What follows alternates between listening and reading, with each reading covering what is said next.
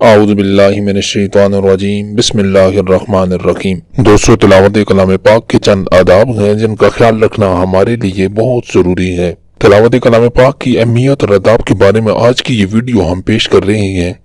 دوستو، اگر ابھی تک آپ نے ہمارا چینل اسلامک کارنر سبسکرائب نہیں کیا تو چینل کو ضرور سبسکرائب کر لیں اور بیل آئیکن کو بھی پریس کر لیں تاکہ آپ کو ہماری آنے والی تمام ویڈیوز کا نوٹیفیکیشن ملتے رہیں۔ حضرت ابو ہریرہ رضی اللہ تعالی عنہ سے روایت ہے کہ انہوں نے کہا کہ رسول اللہ صلی اللہ علیہ وآلہ وسلم نے ارشاد فرمایا کہ قرآن 5 طریقوں پر نازل ہوا: حلال و حرام، محکم و متشابہ اور امثال۔ تم لوگ حلال کو حلال جانو اور حرام کو حرام جانو، اور محکم پر عمل کرو اور متشابہ پر ایمان لاؤ، اور مثلوں یعنی گزشتہ امتوں کے قصوں اور مثالوں سے عبرت حاصل کرو۔ قرآن عظیم کے مذکورہ والا 5 مضامین پر مطلع ہونے کے لیے ضروری ہے کہ قرآن پاک کو بغور اور بار بار سمجھ کر پڑھا جائے۔ اسی لیے تلاوت قرآن مجید کا اس قدر زیادہ ثواب ہے کہ ہر حرف کے بدلے 10 نیکیاں ملتی ہیں۔ یعنی مثلا کسی نے صرف الف لام میم پڑھا اور اس کی تلاوت مقبول ہو گئی تو اس کو 30 نیکیاں ملیں گی، کیونکہ اس نے قرآن مجید کے 3 حروف کو پڑھا ہے۔ تلاوت کلام پاک کے چند آداب ہیں جن میں سے پہلے نمبر پہ ہے مسواک کر کے صحیح طریقہ سے وضو کر لے اور قبلہ رو بیٹھ جائے، اور اعوذ باللہ من الشیطان الرجیم اور بسم اللہ الرحمن الرحیم پڑھ کر الفاظ اور معانی میں غور و فکر کرتے ہوئے دل کو پوری طرح متوجہ کر کے خشوع اور خضوع اور نہایت عجز و انکساری کے ساتھ تلاوت میں مشغول ہو، اور نہ بہت بلند آواز سے پڑھے اور نہ بہت پست آواز بلکہ درمیانی آواز سے پڑھے۔ دوسرے نمبر پہ ہے بہتر یہ ہے کہ دیکھ کر تلاوت کرے، کیونکہ قرآن مجید کو دیکھنا بھی عبادت ہے اور عبادتوں میں ثواب بھی دگنا ملتا ہے۔ حدیث شریف میں آتا ہے کہ جس نے دیکھ کر قرآن مجید کی تلاوت کی اس کے لیے 2000 نیکیاں لکھی جائیں گی، اور جس نے زبانی پڑھا اس کے لیے 1000 نیکیاں لکھی جائیں گی۔ تیسرے نمبر پہ ہے 3 دن سے کم میں قرآن کریم نہ ختم کرے، بلکہ کم از کم 3 دن یا 7 دن یا 40 دن قرآن کریم ختم کرے تاکہ معانی اور مطالب کو سمجھ کر تلاوت کرے۔ ترتیل کے ساتھ، اطمینان کے ساتھ ٹھہر ٹھہر کر تلاوت کرے۔ ارشاد ربانی ہے بسم اللہ الرحمن الرحیم ورتل القرآن ترتیلا،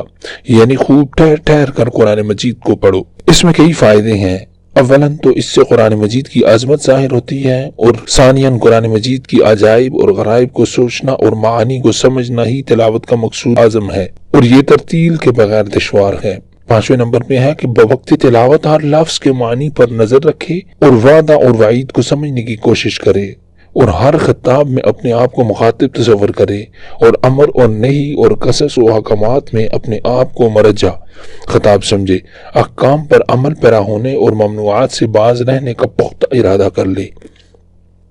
6 نمبر پہ ہے کہ دوران تلاوت جس جگہ جنت اور اس کی نعمتوں کا ذکر آئے، یا حفظ و امان اور سلامتی ایمان یا کسی بھی پسندیدہ چیز کا ذکر آئے تو ٹھہر کر دعا کرے، اور جس جگہ جہنم اور اس کے عذابوں کا ذکر آئے یا ان جیسی کسی بھی باعث خوف چیز کا تذکرہ آئے تو ٹھہر کر ان چیزوں سے اللہ عز و جل کی پناہ مانگے، اور خوف الہی عز و جل سے رو پڑے، اور اگر رونا نہ آئے تو کم از کم رونے والی صورت بنا لے۔ 7ویں نمبر پہ آتا ہے کہ رات کے وقت تلاوت کی کثرت کرے، کیونکہ اس وقت ذہن پرسکون اور دل مطمئن ہوتا ہے۔ تلاوت کے لیے سب سے افضل وقت سال بھر میں رمضان شریف کے آخری 10 ایام، ذو الحجہ کے ابتدائی 10 دن، اس کے بعد پھر جمعہ، پھر دوشنبہ، پھر پنجشنبہ، اور رات میں تلاوت کا بہترین وقت مغرب اور عشاء کے درمیان ہے۔ اس کے بعد نصف شب کے بعد، اور دن میں سب سے زیادہ عمدہ وقت صبح کا ہے۔ خوش الحانی اور تجوید کے ساتھ حروف کی ادائیگی اور اوقاف کی رعایت کرتے ہوئے تلاوت کرے، مگر اس کا لحاظ رہے کہ خوش الحانی کے لیے قواعد موسیقی اور گانے کے لہجوں کا ہرگز استعمال نہ کرے۔ 9 نمبر پر ہے کہ تلاوت کے وقت قرآن کریم کی عظمت پر نظر رکھے۔ آیہ کریمہ لو انزلنا هذا القرآن على جبل لرأيته خاشعا متصدعا من خشیۃ اللہ، ترجمہ یعنی اگر ہم یہ قرآن کسی پہاڑ پر اتارتے تو ضرور تو اسے دیکھتا جھکا ہوا پاش پاش ہوتا اللہ کے خوف سے۔ آیت کے اس مضمون کو بوقت تلاوت اپنے ذہن میں حاضر رکھے اور خوش اور خوف الہی سے بھرپور ہو کر نہایت عاجزی کے ساتھ تلاوت کرے۔ 10ویں نمبر پہ ہے دوستو، جو آیتیں اپنے حال کے مطابق ہوں ان کو بار بار پڑھنا چاہیے، اور قرآن عظیم پڑھتے وقت یہ خیال جمائے کہ گویا خداوند حضور میں پڑھ رہا ہے۔ جب اس منزل پر پہنچ جائے تو یہ تصور جمائے کہ گویا رب کریم مجھ ہی سے خطاب فرما رہا ہے، اور اس ترقی کے انتہا یہ ہے کہ یہ تصور پیدا ہو جائے کہ قرآن عظیم پڑھنے والا گویا اللہ تعالیٰ اور اس کی صفات اور افعال کو اس کے کلام میں دیکھ رہا ہے، لیکن یہ بلند مرتبہ صدیقین کے لیے مخصوص ہے، ہر کس و ناکس کو یہ حاصل نہیں ہوتا۔ نمبر 11، جب تنہائی میں ہو تو درمیانی آواز سے تلاوت کرنا بہتر ہے، لیکن اگر بلند آواز سے تلاوت کرنے میں ریاکاری کا خوف ہو، یا کسی نمازی کی نماز میں خلل کا اندیشہ ہو،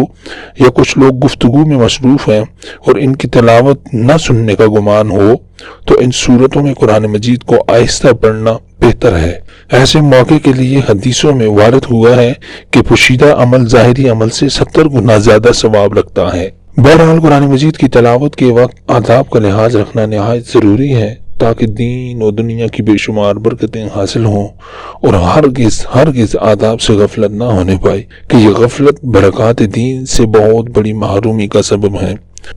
دوستو، دعا گو ہوتا ہوں کہ اللہ تبارک و تعالی ہمیں تلاوت کے معانی اور مقاصد کو سمجھ کر اور اس پر عمل پیرا ہونے کی توفیق عطا فرمائے۔ وآخر دعوانا ان الحمدللہ رب العالمین۔ آخر میں دوستو، اگر ابھی تک آپ نے ہمارا چینل اسلامک کارنر سبسکرائب نہیں کیا تو چینل کو ضرور سبسکرائب کر لیں، اور بیل آئیکن کو بھی پریس کر لیں تاکہ آپ کو ہماری آنے والی تمام ویڈیوز کا نوٹیفیکیشن ملتے رہیں۔ جزاک اللہ۔